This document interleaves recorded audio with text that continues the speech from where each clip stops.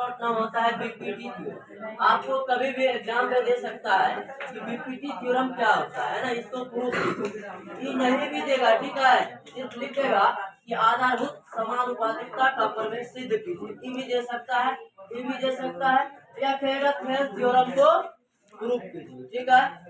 इसको आपको याद रखना पड़ेगा। देखो कहता है यदि किसी त्रिभुज की एक भुजा के समानांतर दो अन्य भुजा को दो अन्य भुजाओं के भिन्न भिन्न बिंदुओं पर, जैसे यह दोनों अलग अलग भुजा है, इसके अलग अलग बिंदु पर, जैसे यह एक बिंदु डी है, यह बिंदु ई, ठीक है, ठीक उसी प्रकार से कहता है क्या करता है, प्रतिच्छेद करता है, इसको मिला दीजिए, यानी प्रतिच्छेद करता है। तो क्या यह दोनों जो समांतर रेखा है इस पूरे इस साइड को और यह साइड को समान अनुपात में विभाजित करता है कि नहीं, इसी को आप लोगों को प्रूफ करके बताना। देखो अगर मान लो इसका एरिया निकालेंगे, इसमें तो लंब होना जरूरी है, इसका लंब होना जरूरी है। इसमें रचना करते क्या करते हैं, यानी एडी पे लंब डाला है, किसको, जी लंब डाल दिए, ठीक है, और इस पे एई पे लंब डाले, ठीक है, और हमने क्या बी ई को मिला दिया और डीसी को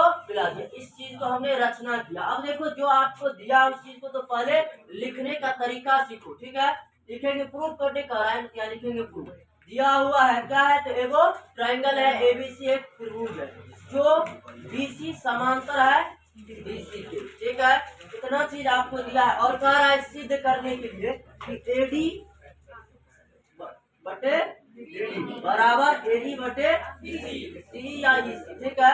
अब देखो रचना जो किया है उस चीज को आप लोग को लिखना पड़ेगा। रचना क्या किया है, बी एच लंब डाला है किस पे, एई पे, और तथा बीई लंब डाला है एडी पे, और बीई तथा बीसी को हमने। अब देखो इसका एरिया निकालेंगे ए डी ई का, अगर इस साइड को बेस मानेंगे तो लंब क्या हो जाएगा, तो देखो त्रिभुज का क्षेत्रफल यानी area of triangle A D E को निकालेंगे तो त्रिभुज का क्षेत्रफल क्या होता है, 1/2 आधा गुना ऊंचाई। तो देखो 1/2 एडी क्या हो जाएगा, आधा होगा जी, गुना जी ई क्या हो जाएगा, क्योंकि आधार पे क्या होता है, लंब होता है, यही लंब हो जाएगा।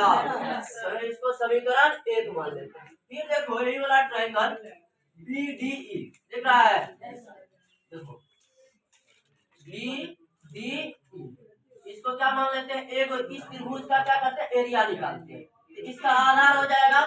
अगर देखो बाह्य लंब डालेंगे तो भुजा को क्या करना पड़ता है, आगे बढ़ाना पड़ता है, तो इसको यही लंब हो जाएगा, होगा जी।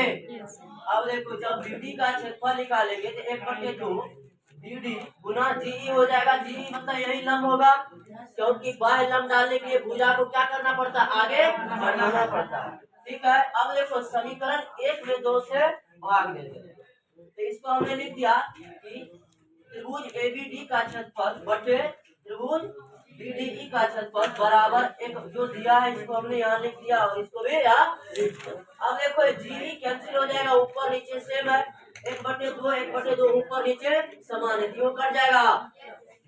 अब देखो बचा क्या, लिखेंगे एरिया ऑफ ट्रायंगल एडीई बटे एरिया ऑफ ट्रायंगल बीडीई बराबर एडी बटे, इसको एक समीकरण मान लेते हैं, बाद में काम आएगा, ठीक है।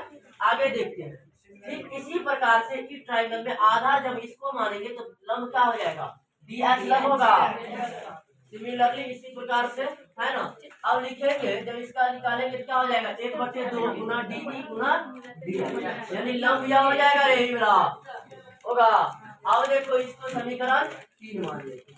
फिर देखो एक वाला ट्रायंगल बन रहा है, क्या नाम है, C D E, C D E दिख रहा होगा, इसका आधार क्या हो जाएगा, इसका आधार होगा, तो क्या मान लिया 1/2 आधार गुना ऊंचाई, तो ऊंचाई अगर बाह्य डालेंगे तो भुजा को क्या करना पड़ता है, बढ़ाएंगे, तो लंब यही हो जाएगा, डी एच लंब हो जाएगा। इसको क्या मान लेते हैं, समीकरण 4 मान लेते हैं, ठीक है।